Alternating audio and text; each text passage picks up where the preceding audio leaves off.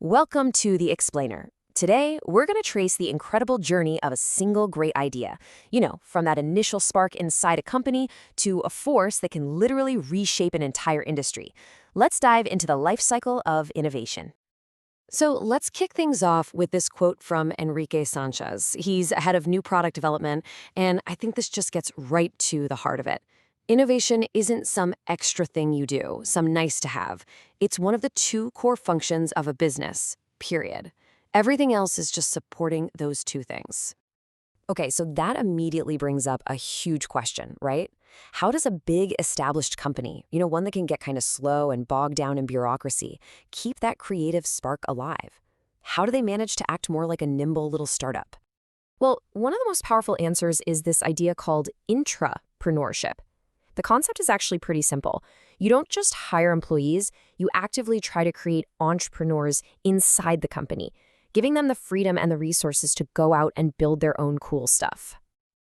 And look, this isn't just some business school theory. Some of the most innovative companies on the planet actually do this. They give their employees up to 15% of their paid time to just work on their own passion projects. Can you even imagine the amount of creativity that unlocks? Another brilliant strategy goes by a name that you just gotta love, Skunkworks. The whole idea here is to take a small, super focused team, physically move them away from the main corporate headquarters, and just cut them loose from all the usual red tape, so they can innovate at lightning speed. And this right here is probably the most powerful example of that approach. The original IBM personal computer, a device that completely changed the world, it wasn't born in some huge formal R&D lab. Nope, it was created by a small, independent Skunkworks team. That one decision completely altered the course of modern technology. Incredible. Okay, so your amazing team has done it. They've delivered a groundbreaking product. The idea is now real. But now you face one of the biggest, most critical strategic choices in all of business. When do you actually launch it? You're really at a fork in the road. On one hand, you can be the pioneer, the trendsetter. You get out there first. You define the rules of the game. The potential upside is absolutely massive. Or you can be a follower. You let somebody else take all the initial arrows, you watch them, you learn from their mistakes, and they will make mistakes, and then you enter the market with a smarter, better version. Just think about that for a second. Which one would you pick? Because there is no single right answer here. Being first can lead to legendary, industry-defining success, or it can lead to spectacular failure.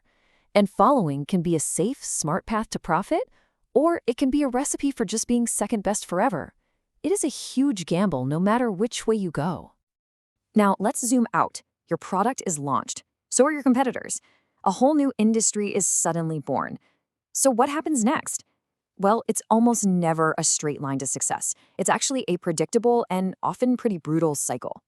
Yeah, pretty much every new industry follows this exact pattern. It starts out as this exciting free-for-all, tons of new companies jumping in. But then, as that explosive growth starts to slow down, the pressure really builds. And that triggers what's called a shakeout, where the weaker players just can't keep up and they disappear.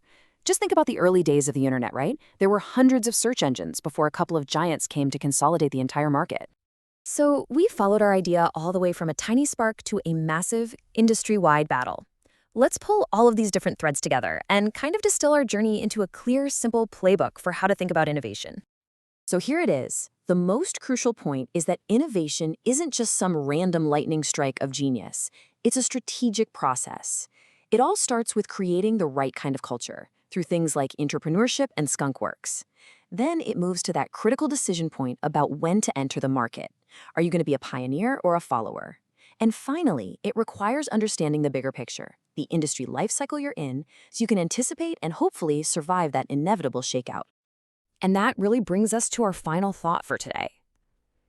We've talked about all the risks of being a pioneer and all the risks of being a follower. But maybe, just maybe, the biggest risk of all, in a world that never ever stops changing, is choosing not to innovate at all. Choosing to just stand still.